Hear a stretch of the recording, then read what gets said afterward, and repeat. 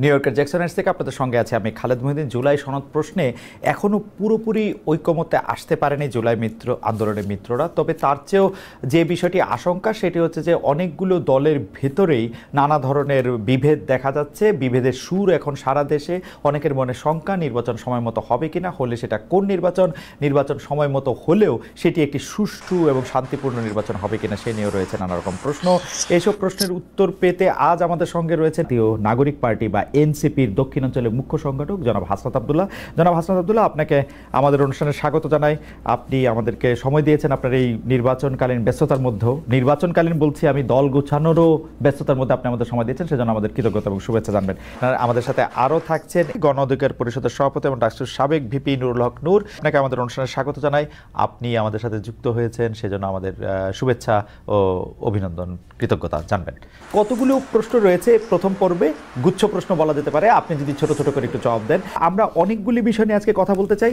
এনসিপিকে নতুন রাজনৈতিক দল যেহেতু, এবং এরকম একটা রাজনৈতিক দল হিসেবে গড়ে উঠছে, তারা আমাদেরকে কোন বাংলাদেশের স্বপ্ন দেখাচ্ছে। আমি প্রথমে যেটি আমি আপনাকে জানতে চাই যে ইলেকশন করার জন্য একটু নিবন্ধিত হইতে হয়, সেই নিবন্ধনের জন্য জমা দিয়েছে, তার মানে অনেকখানি পথ পারও হয়েছে।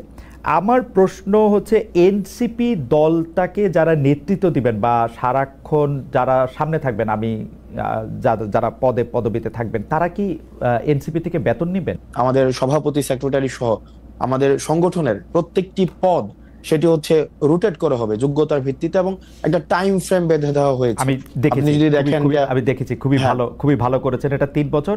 আমার প্রশ্ন হচ্ছে প্রথম দিকে যে 5 জন নেতৃত্বে দিবেন বা 10 জন নেতৃত্বে দিবেন, তারা কি দল থেকে বেতন নেবেন কিনা 3 বছর থাকলেও?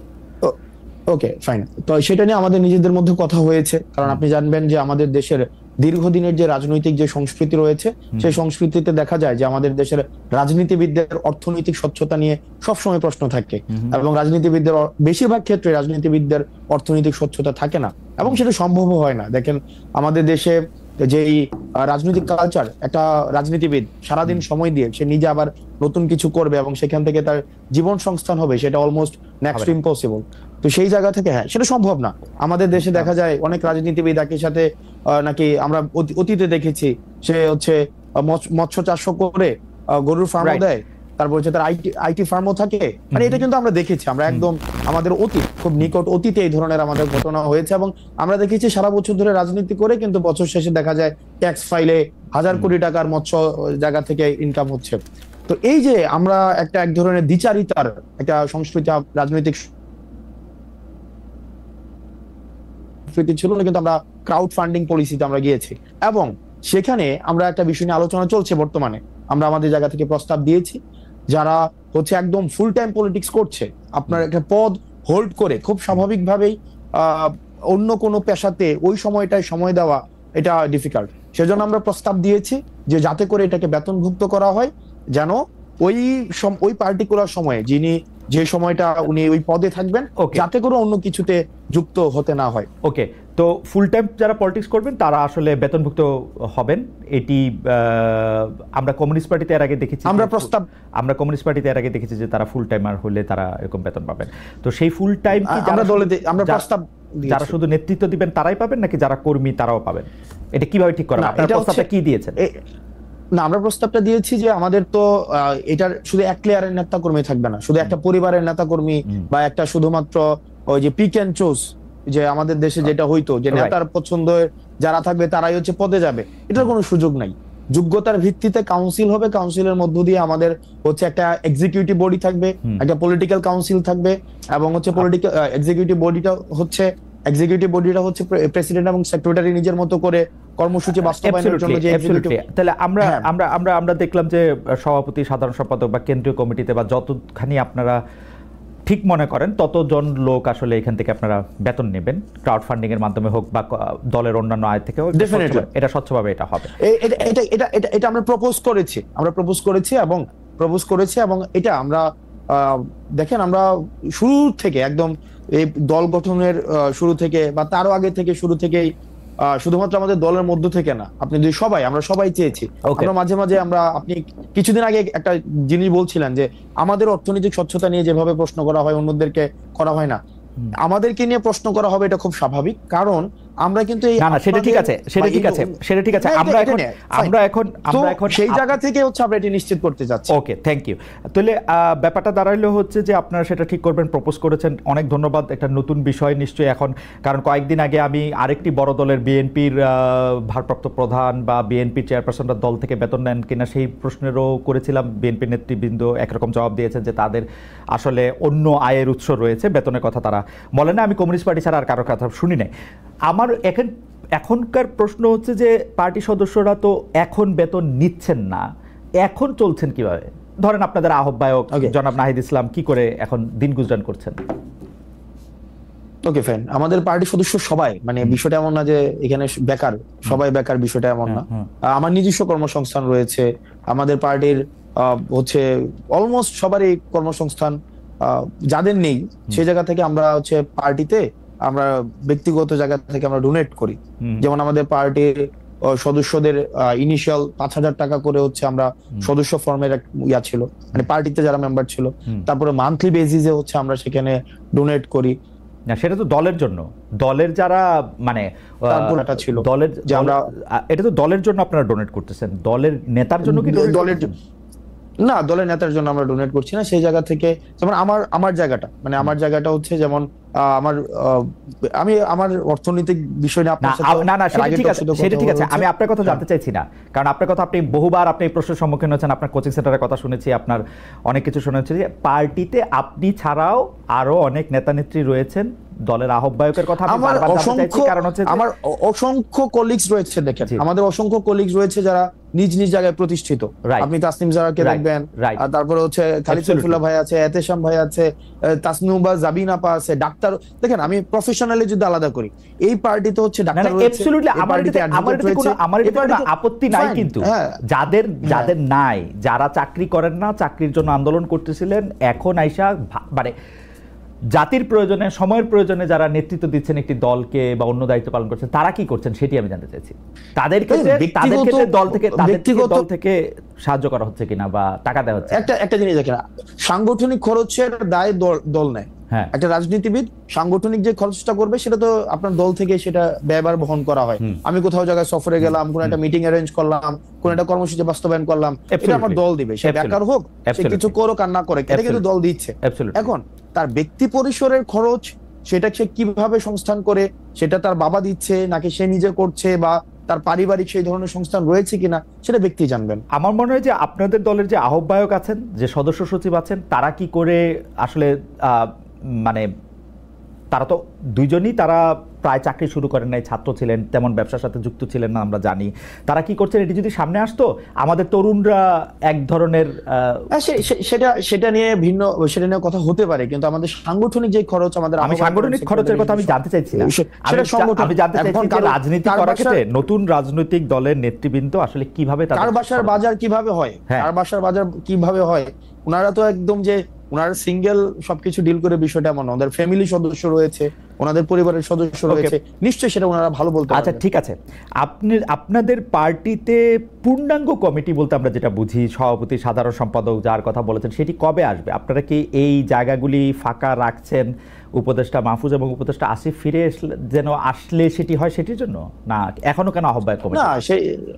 না আপনি উপদেষ্টা মাহফুজ, উপদেষ্টা হচ্ছে আসিফ, উনারা যে আমাদের পার্টিতে আসবে বা আদৌ রাজনীতি করবে কি করবে না, সেই সিদ্ধান্ত উনাদের। এমনও তো হতে পারে ওনারা অন্য রাজনৈতিক দলে যেতে পারেন, এটা উনাদের সিদ্ধান্ত, যে উনাদের মতো করে আসলে এটা হবে। আমরা কি কোনো কাজ, এটা এক ধরনের রং পারসেপশন, এটা সম্পূর্ণ রং পারসেপশন। মানে এবং আমি আপনাকে এটা রং পারসেপশন, উনারা তো আপনাদেরই মানে ভাই, বন্ধু, সহযোদ্ধা, সহনাগরিক। ওনারা কি, আমি জিজ্ঞেস করতে চাই, ওনারা কি এনসিপির প্রতিনিধিত্ব করছে সরকারে? আমার কাছে এনসিপির তো তখন জন্ম হয় নাই যখন তারা সরকারে গেছিলেন। আমার কাছে মনে হয় উনাদের প্রতিনিধিত্ব এনসিপি করতেছে, এটা একটা, আমার কাছে মনে হয় উনারা আর আপনারা একই লোক। কেমনে মনে হয়? কারণ সকল কথায়, সকল আচরণে আপনারা সরকারকে ডিফেন্ড করেন, সরকারের যতটুকু অংশ, দুই উপদেষ্টা, ছাত্র উপদেষ্টা আপনাদের আছেন, তাদেরকে ডিফেন্ড করেন, তারা আপনাদেরকে ডিফেন্ড করেন। আমরা কেমনে সরকারকে, না আমরা আপনারা সরকারের যতটুকু, হ্যাঁ আপনারা সরকারের সমালোচনা করেন, না যতটুকু দেখেন, হ্যাঁ সরকার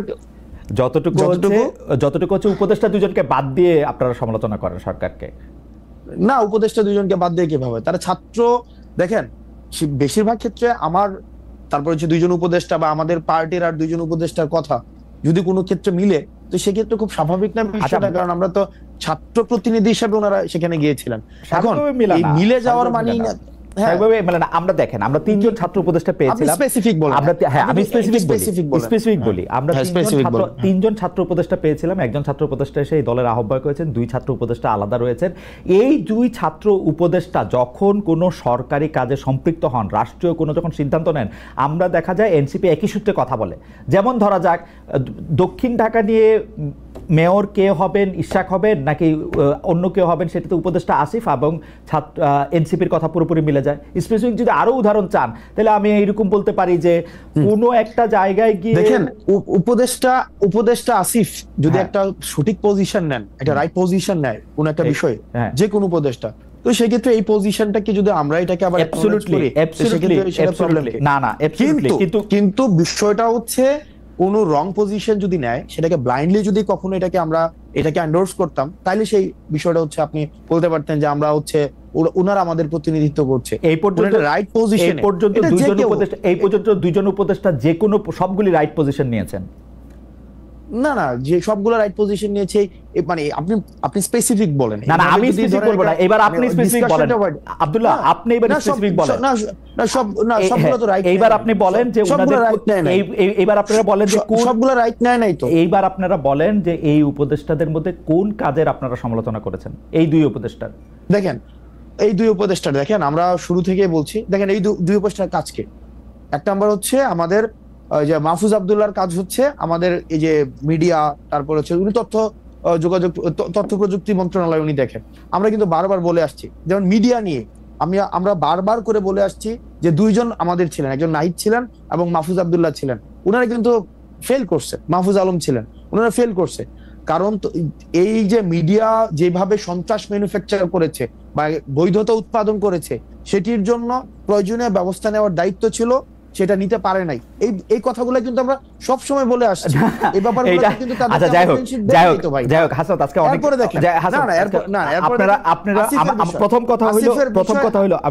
প্রথম কথা হইলো যে আপনি আমার চেয়ে অনেক স্মার্ট। আপনি যদি এখন শাক দিয়ে মাছ ঢাকতে চান তাহলে আমি এটা আমি বলতেছি যে আপনি মাহফুজের বা আসিফের কোন কাজের আপনি সমালোচনা করছেন? আপনি বলতেছেন যে যথেষ্ট পরিমাণে যে যারা হাসিনার আমলে সম্মতি উৎপাদন করছে তাদের বিরুদ্ধে যে ব্যবস্থা নেওয়া হয় নাই, সেইটা হলো মাহফুজের ব্যর্থতা বা আসিফের ব্যর্থতা। না দেখেন আপনি অবশ্যই ব্যর্থতা। কেন? মানে এখনো পর্যন্ত ওটা তো ওনার কাজ, এটার জন্য আবার আসিফকে দায়ী করা যাচ্ছে না। আসিফের কাজ হচ্ছে এলজিআরডি উনি দেখেন, উনি স্পোর্টস মিনিস্ট্রি দেখেন, আসিফ মাহমুদ এই দুইটা মন্ত্রণালয় দেখেন।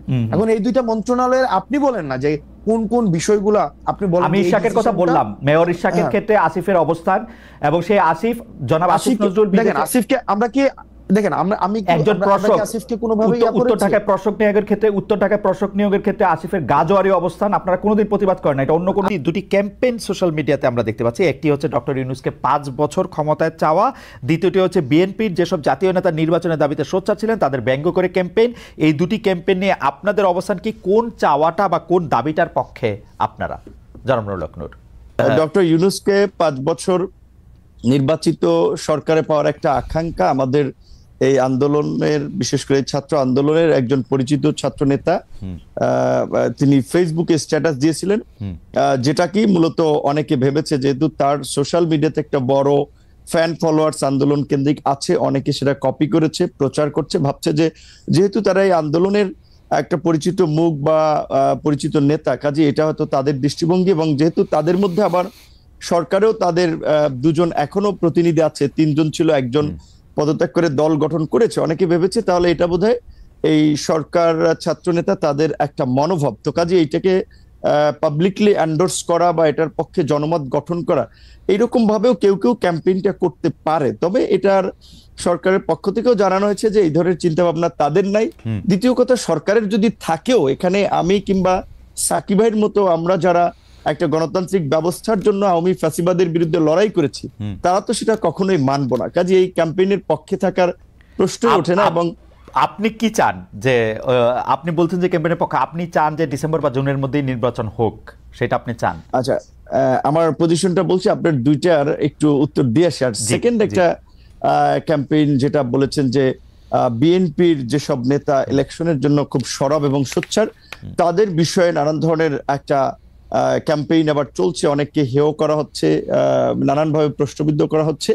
এটা কিছু লোক এগুলো ছড়াচ্ছে, কেউ কেউ রাজনৈতিক ইন্টেনশন থেকে, কেউ কেউ তাদের নিজেদের একটা ফায়দা নেওয়ার জন্য। ধরেন যখন একটা অনির্বাচিত সরকার থাকে তখন কিন্তু কিছু লোকেদের কদর বাড়ে, কিছু লোক সুযোগ সুবিধা নিতে পারে। কাজেই সেই কমিউনিটির লোকজন কিংবা সেই গ্রুপটা তো চাবে যে এই ধরনের একটা সরকারকে জগা খিচুড়ি কিংবা এ ধরনের একটা মানে জনপ্রতিনিধিবিহীন ইলেকশনবিহীন যদি সরকার রাখা যায়, তাহলে তো সেখান থেকে তারা ফায়দা টায়দা নিতে পারছে। তারা ব্যবসা বাণিজ্য, কেউ কেউ দল গঠন করতে চাইলে বা দল করতে চাইলে সেখানে তারা সময়টাকে কাজে লাগাতে পারছে। এই ধরনের পক্ষে থাকা একটা শ্রেণীর একটা অংশের লোকজনের অস্বাভাবিক নয়। আবার ধরেন ইউনূসের মতো একজন ব্যক্তি যার এরকম একটা গ্রহণযোগ্যতা, এবং আপনি লক্ষ্য করেছেন যে ডক্টর ইউনূসকে যখন আওয়ামী লীগের আমলে হ্যারাস করা হচ্ছে, মামলা দিয়ে অপমান করা হচ্ছে, সেগুলোর বিরুদ্ধে বলতে গেলে একমাত্র অফিসিয়ালি আমি এবং আমাদের দল থেকে আমরা রাজপথে মশাল মিছিল থেকে প্রতিবাদও করেছি। তার পক্ষে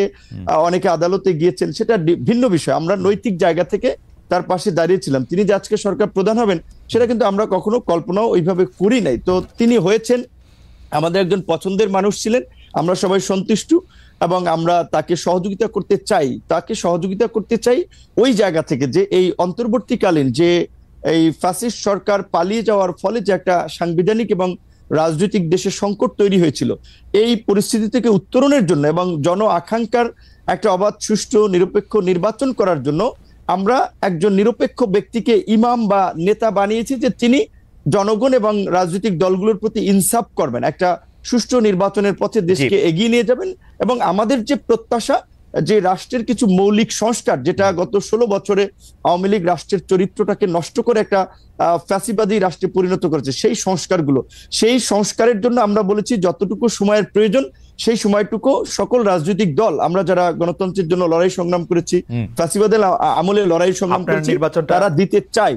সেখানে ডক্টর ইউনূস সাহেব যেহেতু নিজেই বলেছেন যে আপনারা যদি ডিসেম্বর কিংবা বেশি সংস্কার চাইলে আরো 6 মাস তার মধ্যে একটা নির্বাচন হবে। তো আমার মনে হয় যে ডক্টর ইউনূসের কোনো ক্ষমতার লোভ নাই এবং তিনি ক্ষমতায় থাকতে চাবেন না। তবে তাকে ঘিরে কিছু মানুষ একটা প্রত্যাশা কিংবা চাওয়া, সেটা আপনার যৌক্তিক কারণে কিংবা তাদের সুবিধার কারণে চাইতে পারে। তবে ডক্টর ইউনূস আমার মনে হয় সেই পথে হাঁটবেন না, এবং আমার ধারণা ডিসেম্বর কিংবা জানুয়ারি কিংবা মার্চ এপ্রিল নাগাদ এই নির্বাচনটা বোধহয়। আপনি কি চান? মানে আমি ডক্টর ইউনূস এবং তার উপদেষ্টা পরিষদের প্রসঙ্গে এই কথাটা বারবার বলি, ডক্টর ইউনূস আসলে যদি রাষ্ট্র পরিচালনা ক্ষমতায় যেতে চাইতেন সেটা তিনি 2007 সালেই পারতেন, সেটা তিনি চান নাই বলেই এটা হয় নাই। কারণ আমরা সে সময় রিপোর্টার তার গ্রামীণ ব্যাংকের অফিসের সামনে আমরাও দাঁড়িয়েছিলাম যে এরকম কোনো ঘোষণা আসে কিনা, সেটি হয় নাই।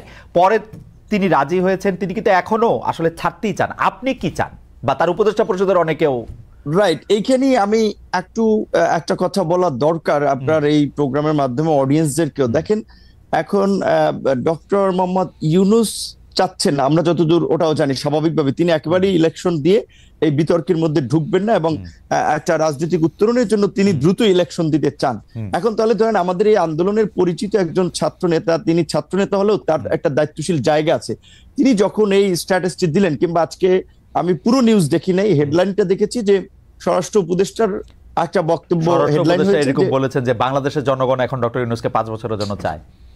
রাইট। তো এখন এইটা আপনার আমি বলাটা এক ধরনের, আরেকজন বলাটা এক ধরনের, সরকারের একজন উপদেষ্টা বলা কিন্তু অন্য মিন করে। তো তারা এই যে কিছু লোক যে ডক্টর ইউনূসের ঘাড়ে আবার বন্দুক রেখে নিজেদের ফায়দার জন্য একটা রাজনৈতিক, আমি মনে করি আরেকটা জটিলতা তৈরি করার চেষ্টা করছে, কিংবা দেশের মধ্যে আরেকটা অস্থিরতা তৈরির চেষ্টা করছে। কারণ স্বাভাবিকভাবে আমরা যারা গণতন্ত্র, ভোট এবং নির্বাচনের জন্য শেখ হাসিনার এই ফ্যাসিবাদের বিরুদ্ধে 16 বছর লড়াই করেছি, তারা তো যত দ্রুত সম্ভব একটা গণতান্ত্রিক ব্যবস্থার পুনঃপ্রবর্তন চাই। এটাও তো রাষ্ট্রের সংস্কারের একটা অংশ। সেক্ষেত্রে ইউনূস স্যার যেখানে বলেছেন ডিসেম্বরের মধ্যে কিংবা প্লাস মাইনাস 6 মাস, সেক্ষেত্রে আমি মনে করি এখন যেহেতু আমাদের সংস্কার কমিশনের জাতীয় ঐক্যমত্য যে কমিশন, তারা ইতিমধ্যেই সংস্কার নিয়ে রাজনৈতিক দলগুলোর সাথে সমঝোতার সংলাপ শুরু করেছে। সেক্ষেত্রে সরকার যদি চায় তাহলে ডিসেম্বরের মধ্যে নির্বাচন হতে পারে, সেটা কিন্তু অস্বাভাবিক না। আর নির্বাচনটা যত তাড়াতাড়ি হবে সেটা দেশের জন্য মঙ্গল হবে। নির্বাচনবিহীন দেশের গণতন্ত্র, স্বাধীনতা, সার্বভৌমত্ব নিরাপদ নয় আমরা মনে করি। যেটা নির্বাচন যত তাড়াতাড়ি হবে তত দেশের জন্য মঙ্গল হবে বলবেন। কিন্তু আপনার ব্যাপারে জনাব নূর, দর্শকরা মন্তব্য করছেন যে আপনি এখন সকালে একরকম বক্তব্য দেন তো বিকালে বিপরীত বক্তব্য দেন। এ নিয়ে কি বলবেন? গত কয়েক মাসে আপনাকে সোশ্যাল মিডিয়ায় যে এই আলোচনা আছে এটি আপনি লক্ষ্য করছেন কিনা? আমি উদাহরণ দেই কোন কোন বিষয়ে বলা হয়েছে। আপনি কখনো অন্তর্বর্তী সরকারের প্রশংসা করেন, কখনো সমালোচনা করেন, কখনো বিএনপিকে জোটবন্ধু বলেন, কখনো তাদের চাঁদাবাজির সমালোচনা করেন, কখনো নাহিদদের প্রশংসায় ভাসান, আবার কখনো ওদের সরাসরিভাবে সরকারি পদ ছাড়তে বলেন, বিভিন্ন অন্যায় অত্যাচারের কথা মনে করিয়ে দেন। আমি মনে করি এর সবই ঠিক আছে। আপনি কি মনে করেন যে আপনি কি আসলে সকালে এক কথা বলছেন, বিকালে এক কথা বলছেন? এইটার ইন্টারপ্রিটেশন কি এরকম হইতে পারে যে আপনি কারো না কারোর সাথে কোনো না কোনোভাবে কোনো না কোনো নেগোসিয়েশনের মধ্যে আছেন? জনাব নুরুল হক নূর। রাইট, এখানে একটা কথা পরিষ্কার যে দেখেন, আমি কিংবা আমাদের দল গণ অধিকার পরিষদ আমরা রাজনীতিতে কিভাবে এসেছি এটা আপনি সহ ইনক্লুডিং পুরো দর্শক জানে। এখানে একটা বাস্তবতা হচ্ছে, যখন রাজনৈতিক দলগুলো রাজনীতির পরিস্থিতি কোণঠাসা কিংবা আওয়ামী লীগের অত্যাচার নির্যাতনে অনেকে তো হাল ছেড়িয়ে দিয়েছিল যে শেখ হাসিনার জীবদ্দশা আর সরকার পরিবর্তন হবে না। সেই সময় কিন্তু আমরা ঝুঁকি নিয়ে আন্দোলন সংগ্রাম করে আজকের এই কোটা সংস্কার আন্দোলন, যে আন্দোলনকে কেন্দ্র করে গণ অভ্যুত্থান, সেই আন্দোলন কিন্তু আমরা শুরুর দিকে করেছিলাম এবং এই আন্দোলনে আমরা পাইওনিয়ার। আমরা কোনো সুযোগ সুবিধা কিংবা প্রলোভনে এই পর্যন্ত পড়েছি বা বিক্রি হয়েছি এটা কেউ বলতে পারবে না। এখন একটা বিষয় হচ্ছে কি, ধরেন এই শেখ হাসিনা এই পরিস্থিতির পূর্বে স্বাভাবিকভাবেই বিএনপি, জামাত থেকে শুরু করে অপোজিশন সবাই আমাদেরকে ফাইন্যান্স করেছে, সাপোর্ট দিয়েছে, সহযোগিতা করেছে। কারণ একটা রাজনৈতিক স্বার্থের জায়গাও যদি বলেন কিংবা বাস্তবতা বলেন, সেই জায়গা থেকে যে এখন ছাত্র একটা আন্দোলন গড়ে তুলতে পারে ডাকসু থেকে বা ডাকসুর নেতৃবৃন্দ, ছাত্র নেতৃবৃন্দ, সেই জায়গা থেকে আমরা সমর্থন পেয়েছি। 5ই অগস্টের পরে যখন আবার একটা রাজনৈতিক নতুন ছাত্রদের একটা উত্থান হয়েছে, কিংবা রাজনৈতিক দলগুলো আগে যারা কোণঠাসা ছিল, প্রকাশ্যে সভা সমাবেশ মিছিল মিটিং করতে পারতো না, এখন সবাই যেটা একটা ওপেন ফিল্ড পেয়েছে, কাজেই রাজনৈতিক প্রতিযোগিতার জায়গা থেকে এখন সেই সময় যারা সহযোগিতা করছে তাদের অনেকেই কিন্তু এখন আবার ভিপি নূরদেরকে একটা মাথা ব্যথার কারণ মনে করে, যে কারণে অনেকে একটা ড্যামেজ করতে চায়, ক্যারেক্টার অ্যাসাসিনেশন করতে চায়। আগে যেটা আওয়ামী লীগ করেছে, যে কে বিকাশ, এইটা ওইটা নানান ভাবে, এবং আপনি দেখেছেন কি হাস্যনষ্ট করেছে গত 7টি বছর। এখন অনেক কিছু বলেছে, কিন্তু একটা ঘটনারও কিন্তু প্রমাণ করতে পারে। এখন আমি পরিষ্কারভাবেই যেটা বলি, শুরুর দিকে আমি বলেছিলাম, সেটা আপনার শুধুমাত্র কোনো পাবলিক আলোচনা নেই, একেবারে জাতীয় ঐক্যমত্যের কমিশনের সাকিব ভাই তো সাক্ষী, সাকিব ভাই তো ছিল যখন সর্বশেষও যে জাতীয় সংলাপ হয়েছে, যেখানে সমস্ত রাজনৈতিক দলের নেতৃবৃন্দ ছিলেন, জাতীয় ঐক্যমত্য কমিশনের সদস্যরা ছিলেন, তাদের পরিচিতি পর্বে সেখানে আমি বলেছিলাম যে আমরা মনে করি যে বর্তমান যে অন্তর্বর্তীকালীন সরকার, এইখানে উপদেষ্টাদের সক্ষমতার ঘাটতি আছে, দক্ষতা অভিজ্ঞতার ঘাটতি আছে। যেখানে একজন উপদেষ্টার নাই, একটা মিনিস্ট্রি চালানোর অভিজ্ঞতার তারে দিয়ে রাখছেন 3টা, সরকারটা চলবে কিভাবে? কাজেই যদি আপনারা প্রকৃত অর্থে দেশের ভালো কিছু করতে চান, আপনারা এই উপদেষ্টা পরিষদকে জাতীয় সরকার, পলিটিক্যাল পার্টিগুলো এবং আন্দোলনের অংশীজনদের সাথে আলোচনা করে 2 বছরের জন্য এটাকে জাতীয় সরকারের রূপ দেন এবং এটাকে তারপরে আপনারা সংস্কারগুলো বাস্তবায়ন করেন।